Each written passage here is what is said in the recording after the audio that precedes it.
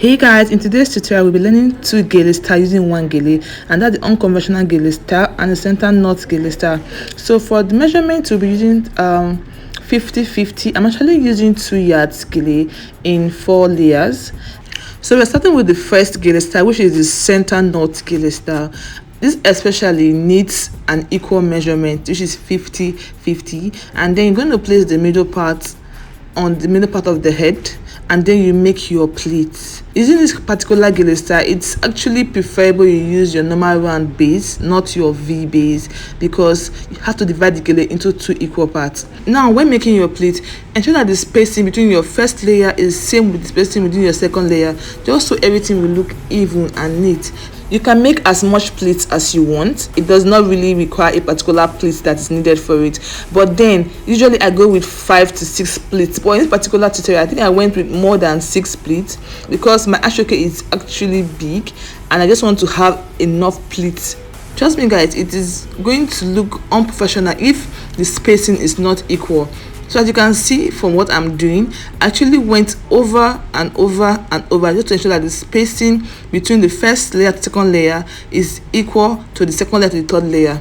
And when I'm done, I will get to dress the other part and then cross at the back.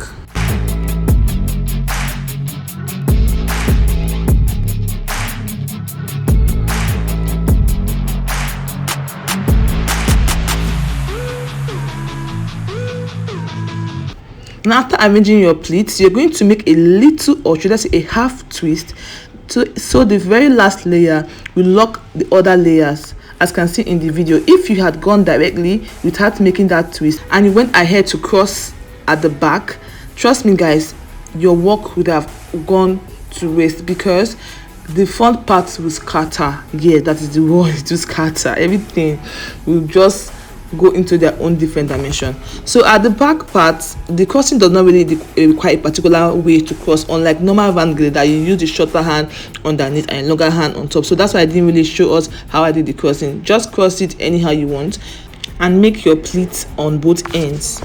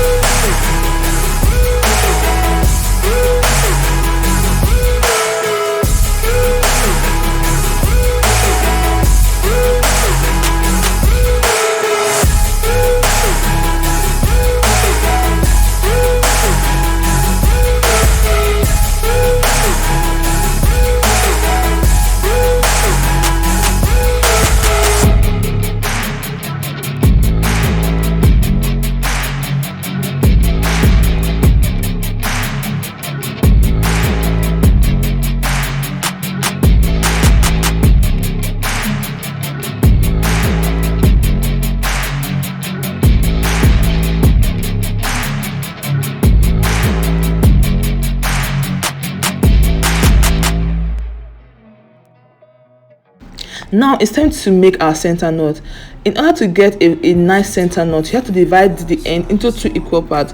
Usually most makeup artists use don't really make it equal, depend on what they want to create, but in this particular tutorial I'm dividing into 2 equal parts, and then I'm going to tie it. So ensure that it's very tight, not the part that you kill your muse though, but ensure that it's very tight, just so it doesn't fall off or loosen.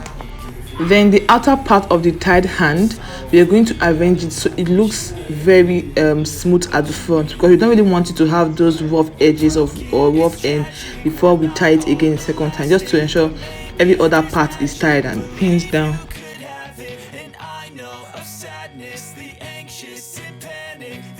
So when you're done with the knot, you're going to go over both ends individually to arrange it and then pin it. Trust me, you have to go over layers by layers, because you don't really want any layer to go missing. It will not look very professional or very neat, especially when you're doing this for a bride. It won't really look like a professional work. So you're going to go over each pleat or each layer one by one, arranging them. Now at the top of the knots, we are going to fold the last hand, because remember we tied using half of the hand. So the other end of the gele, we are going to twist it and pin it on the knot we made. This is what we are going to do on both hands of the gele. Now as you can see in the video, I finished the first hand, though I will still go back to redress it, but then let me work on the other hand. When you're done dressing this other parts and you're done twisting and pinning it down at the knot, we are going to join both tips together, just so it will look like a single gele.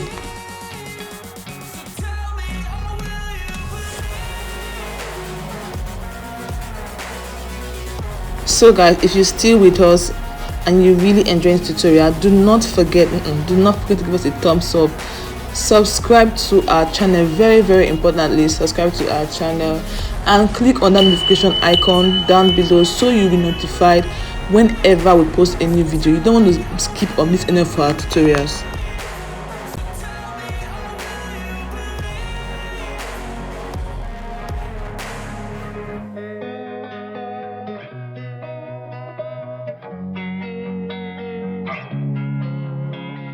Losing time, I'm fading fast. I just wanna make it last. Try to let go of the past. I close my eyes, embrace the blast. Sleepless nights and headaches stack. Restlessness to hell and back. What's my purpose? What do I grab? A slippery surface, a heart attack.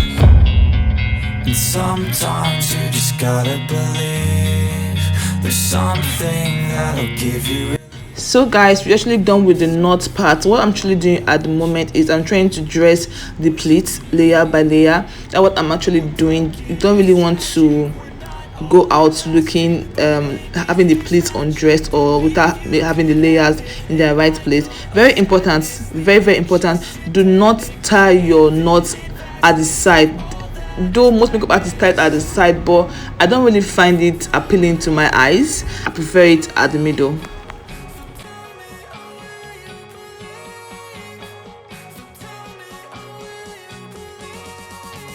So for the back part, I'm just going to show us how I get to cover the back, and then how I got to secure the back using the pin. I actually went in with the last layer. I actually went to pin both last layer together, just so it doesn't lose or scatter or whatever.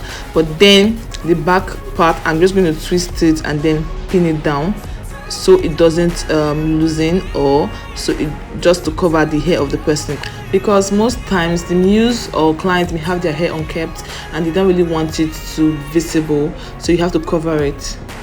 So guys, this is actually it for the very first tutorial, the center knot gele style. I hope you guys really loved it, and I hope you guys enjoy the first tutorial, and I hope it's actually very easy for you to make while doing yours. Now I'm going to go back to the second gele style. That is the unconventional gele style. Now this unconventional gele style, actual measurement is 60-40.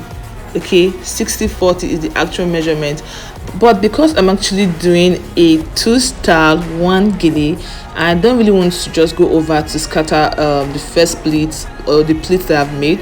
I'm actually going to use the same 50-50. So I'll be showing you the end result of the one that this particular one we are doing right now, and the end result of the one done with 60/50. So you're going to compare, though the process is the same time method, the same time process, just that the end result may be a bit different because of the measurement. So you should know that measurement is very, very important when tying a particular gele style. So for the tying of this particular gele style, this unconventional gele style, it's not like you're going to make it equal 50/50 as usual, because one hand is going to be longer than the other hand. That is why we're actually using 60/40. But mind you, in this particular tutorial, I'm using 50/50. Okay, but the actual measurement, as said earlier, is 60/40, because one hand is going to be longer than the other hand. Unlike the last one we made, the center knot gele, which was tied at the middle, this particular one is going to be tied, it's going to be at the side, not tiled anyway, but going to be at the side. So when you're done making your pleats towards the side, I'm going to twist and pin the gele at the back, and then take the other hand across it towards the back, also to pin it down. But something deep inside won't let me quit. I swear that I'm inspired by all this shit. Tell me that I can and I won't. That's what guides me the most. Your lies, I'll do what I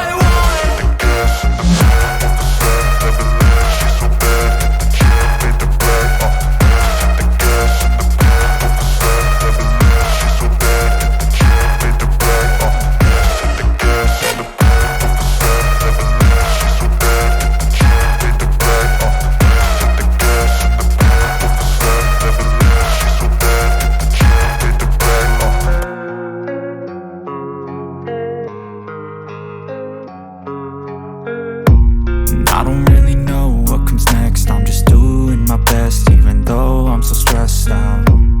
Everything just feels like a test that I fail, so depressed when I can't seem to get out. So guys, it's very, very important, if you really enjoy this tutorial, please like our video, subscribe to our channel, and that notification icon down below, do not forget to click on the notification bell down below to be notified whenever we post a video. And then if there's any particular gele style you would like to see next, or you want us to create, please drop your comment at the comment section. Tell us the particular gele style you want for us to create, and then we'll be sure to drop that gele style in our next gele tutorial video.